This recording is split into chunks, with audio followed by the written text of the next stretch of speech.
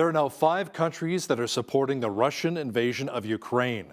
To talk about this in more detail is our foreign affairs expert, Lisa Daftari, joining us once again from Los Angeles. Lisa, I'm guessing China is one of the culprits. How about some of the others?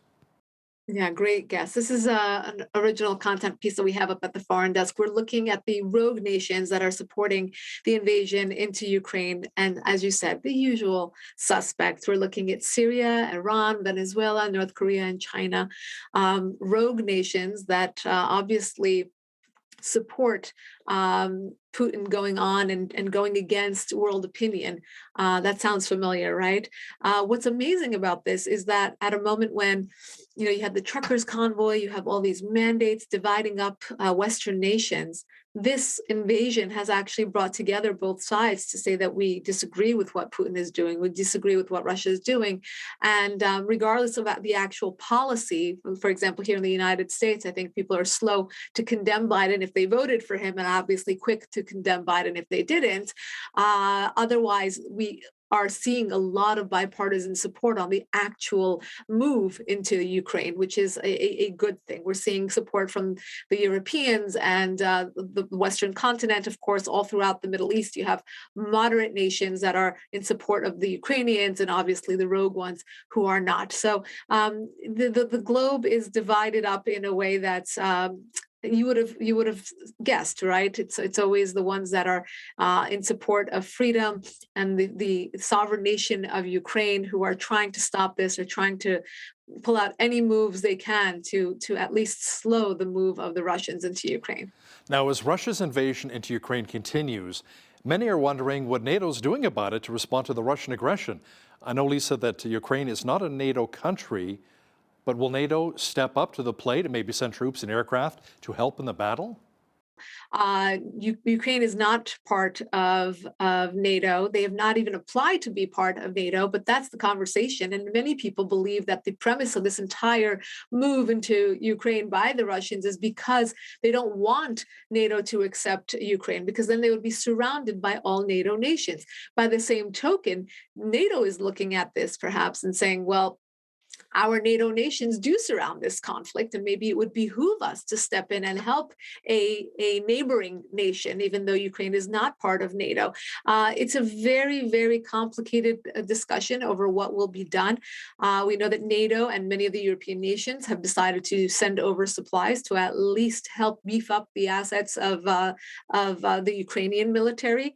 And look, it's working to some extent. We're being told by reports and those on the ground that the Russian calculation was completely off, and they believe that they would get much further than they have at this point. So, the support that we've seen thus far, without escalation, because we have to also factor that in, has deterred the Russians from getting further than they had hoped, which is again a very positive move. Now, if there is military action by an outside, a third party like a NATO or the EU or the United States, it's going to escalate the situation. It's going to push things into a completely different conversation.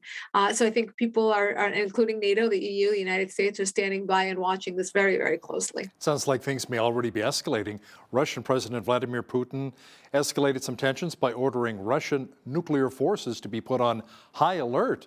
I mean, he issued a directive to increase the readiness of Russia's nuclear weapons, raising fears that the invasion of Ukraine could lead to that nuclear war, Lisa.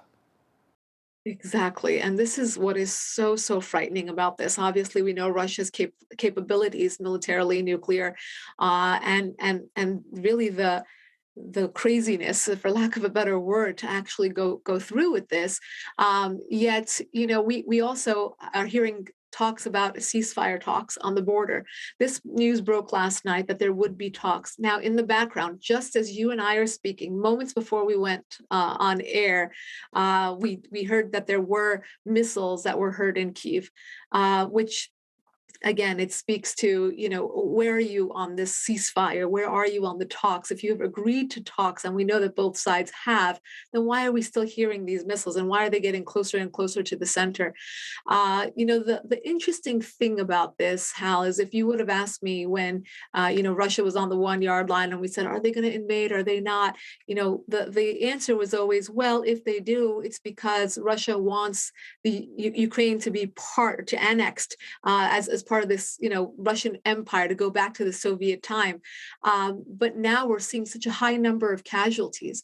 We're seeing, and that's what's mind-boggling. If you're trying to annex these people, if you're trying to bring them under your flag, then the casualties, families, babies on the run, hiding in basements. I actually have a source that I'm speaking to and helping. She started out as a source, and now I'm trying to help her get out of the country because her and her family were stuck in a basement with young children. And these are the individuals who are, just civilians. They're not military personnel, and they have taken up arms and grenades and whatever they can get their hands on in order to defend and fight for their country and for their sovereign country to remain sovereign. So it's a crazy story. It's very difficult, and I'll tell you this, Hal, I can't underscore this enough. It's very difficult to calculate or to get into the mind of Putin and what he's going to do next.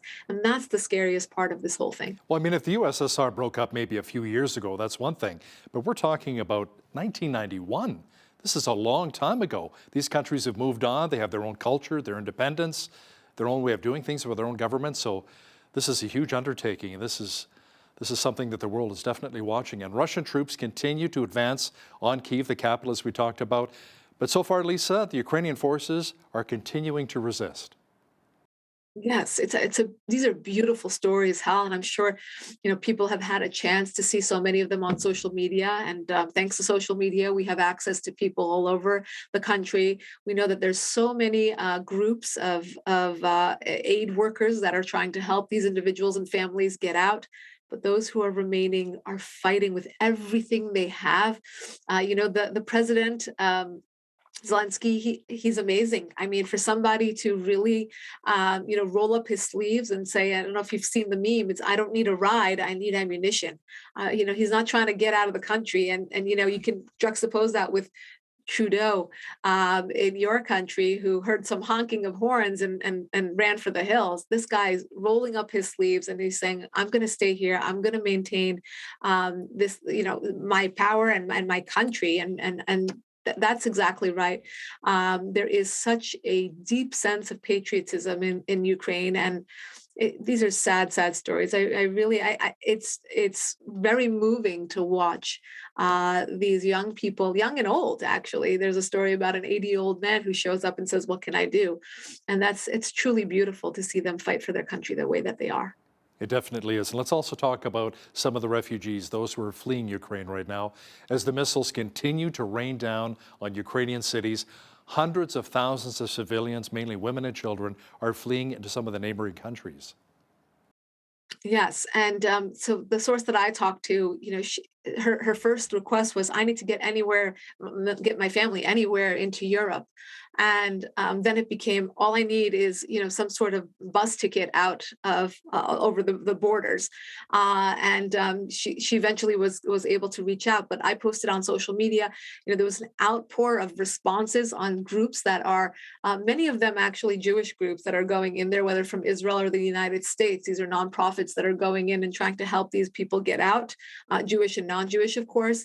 And they're helping anyone that needs help. But the wonderful thing is that social media has been able to get them phone numbers and get them Facebook pages and WhatsApp accounts so that they can connect with these individuals that can help them either get that bus ticket or train ticket or whatever it takes to get them out of harm's way. But there is just an incredible amount of footage showing these babies and young children, toddlers in basements with their parents, with their mothers mostly, hiding out and just waiting and hoping that something comes through for them. But this is just awful. I can't really put words to it, but I encourage you all to try to see some of these stories to really get the true feeling and the true emotion of the Ukrainian people right now. Yeah, pray for the people of Ukraine. Lisa, a U.S. defense official says airspace over Ukraine is still being contested amid the Russian invasion. Tell me more. Yes, how interesting, right? You have, Putin thinking about nuclear might and now fighting for the airspace over Ukraine. Speaking of airspace, they have stopped all commercial flights from Russia and into Ukraine, and in order to prevent there being any sort of mishaps happening. We know that the Russians are famous for those kinds of mishaps, but obviously Russia is trying to, try what experts are calling a siege. They're calling it a new way forward, a new strategy, because they believe that the ground strategy that they have tried has not worked. The resistance, as mom and pop as it may be, has been working to some extent in pushing the Russians back. And because it's not happening fast enough, experts say that they're trying to go forward with a siege, and to be obviously much more bombastic, much more bold in their approach. And that obviously includes claiming the airspace and trying to take over areas like Kyiv. And what does that mean? How that means that these are much more populated areas. These are areas where civilians live, families live. We saw the footage of the condo that was hit, very high building that was hit. These are all families, these are homes, these are civilians, and these are potential casualties. So again, prayers with the people of Ukraine, as you said. The Ukrainian military has seen a little bit of success during this war as well, including a drone which allegedly took out a Russian missile system. That's according to one of the top Ukrainian officials. Yeah, isn't that amazing? We are seeing a lot of reports about how, whether it's luck or, God being on their side, whatever you want to call it, but the Ukrainians have made some major strides here.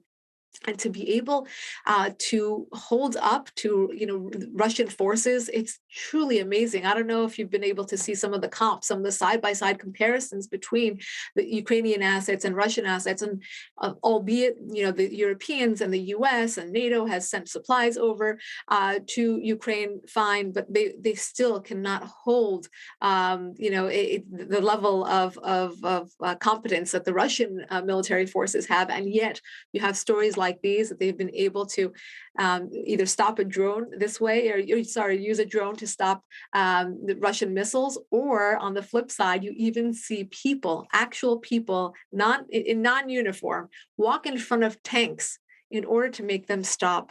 It's tremendous. I can't underscore this enough, but the will of the people here is just tremendous. Putin's propaganda machine is working overtime right now, spreading lies about why Russia attacked Ukraine, Lisa. One story circulating on social media says Russia attacked Ukraine to destroy American biolabs, which are being used to create new viruses. And people have actually bought into some of this propaganda. Yeah, we're hearing all sorts of stories, and I heard this one too, that he's trying to stop this Western agenda, is what they're calling it. It's hard to believe that because of the casualties. It's hard to believe that because the attacks have been spread out. If that were the case, Hal, Russia has the capability of doing all sorts of cyber attacks and pinpointed attacks to take out those labs. And had they done that, we would have applauded them. If that were the case, we would have applauded them. You wouldn't have this condemnation. You wouldn't have people from all political stripes standing on the corner in Los Angeles protesting them, or in all sorts of cities and all over Europe protesting this. You wouldn't have had casualties in the 300 and 400s, for no reason. And let me tell you that Putin is a very calculated statesman. If he would want to win over Ukrainian favor, if he wanted those people to rally around the Russian flag, if he wanted people back at home to rally around their own flag, which he always does because he needs his constituents, a rogue leader always does, he would not have made this move. This is a very calculated move, and Putin has done his homework. Now, are there miscalculations? Of course. I don't think he ever thought the people of Ukraine would have the will or the might to stand up to the Russian forces, and they have.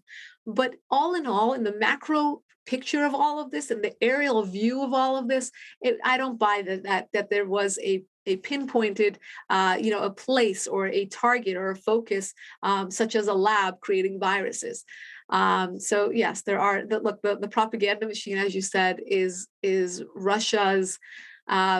It's an asset to them, just like their cyber military is, just like Putin's determination is as well. So I think this is just another example of the propaganda machine. Canada, the United States, and the European Union have ratcheted up pressure on Russia, declaring that selected Russian banks will be kicked off of the SWIFT international payment system. Lisa, explain why this is such a big deal. Yeah, so SWIFT is the central, what did the Washington Post called it? I think the Google or the Gmail of banking. So it is the center of all international banking. Certain banks have been cut off from this, and certain nations have decided to directly cut off of Russian banking activity and commerce. And some took some coercion, and some did it right away. This is extremely important because obviously we're trying to hit Russia where it hurts. It's also extremely dangerous because in the long term, a lot of experts believe that this is pushing Russia into China's arms, and in doing so very quickly. We saw the same thing with the Taliban and the Iranian regime. What happens is when you run out of trade partners, you have to bring in money, you have to trade, you have to have trading partners. You're going to look to the unlikely ones that are also looking. So we're going to push Russia over to the rogue team and see them do business with countries like China and Iran and Venezuela and North Korea. And for that reason, we have to be very careful on the calculation or on the assumption that these sanctions and the banking penalties will actually work. They are working. Look, in the short term, I can tell you they are working. It's quite significant.